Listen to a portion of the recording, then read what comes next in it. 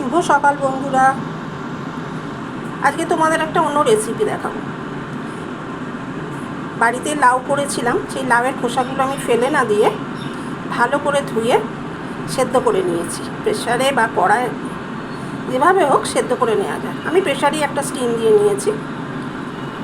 ঠিক আছে, এবার আমি এইগুলোকে মিক্সার জারে নিয়ে বাটবো।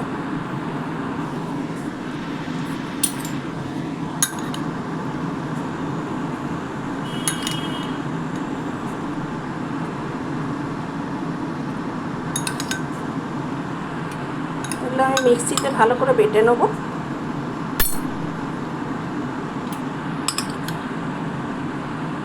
সাথে দিয়ে দিয়েছি একটা মোটা দেখে কাঁচা লঙ্কা। এগুলো ঝাল বেশি হয় না, আসলে খুব গরমে ঝালটা বেশি খেতেও ভালো লাগে না।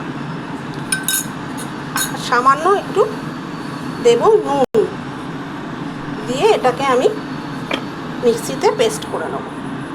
দেখো, পেস্টটা আমি বানিয়ে নিয়েছি।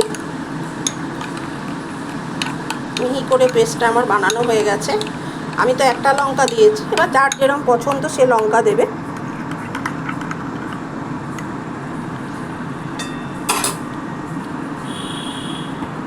এবার আমি যেটা করব, কড়াইয়ে একটু তেল দিয়ে দেবো। কড়াইয়ে আমি অল্প তেল নিয়ে নিয়েছি। এর ওপর দিয়ে দিলাম কালো জিরে ফোড়ন, আর দিলাম একটা শুকনো লঙ্কা। তেলটা একটু গরম হবে,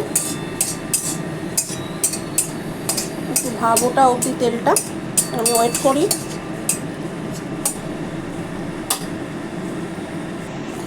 দেখো, তেলটা আমার ভালো মতো গরম হয়ে গেছে। এবার আমি এই লাউয়ের খোসার পেস্টটা এতে দিয়ে দেবো।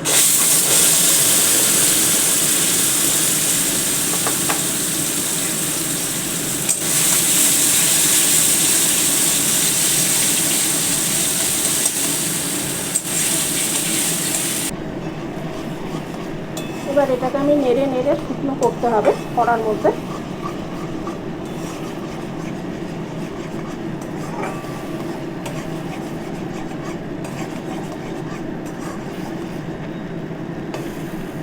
আমি সেদ্ধ করবার সময় নুন দিয়েছিলাম, তাই অল্প পরিমাণে একটু নুন দিলাম। খুব সামান্য পরিমাণে দিলাম হলুদ, জাস্ট একটু রঙটা ধরবে বলে, না দিলেও অসুবিধা নেই।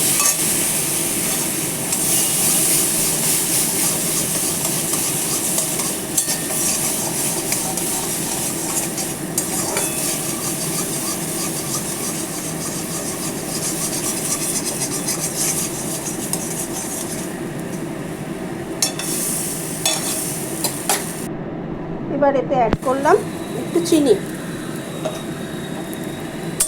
চিনিটা দেওয়ার পরও এটাকে ভাজতে হবে।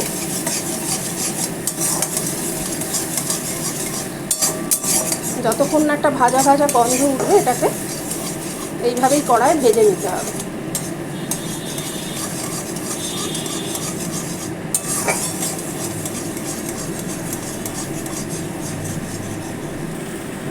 দেখো, এটা আমার একদম শুকনো হয়ে গেছে। এবার আমি এটাকে তুলে নেব। দেখো বন্ধুরা, এটা আমার রেডি হয়ে গেছে।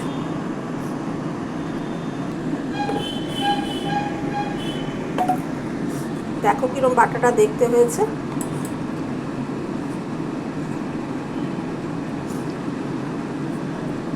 এবার এটার ওপর আমি সামান্য একটু সর্ষের তেল দিয়ে দেবো।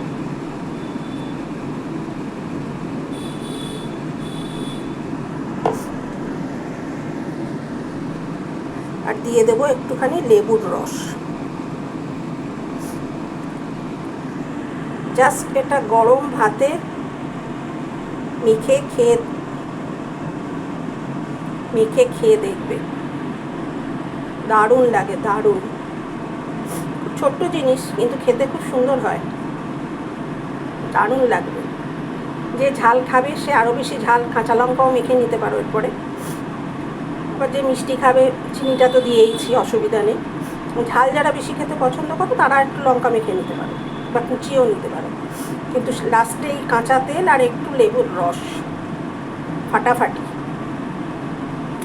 টাটা, আজকের মতো রাখি। সবাই বানিয়ে খেও।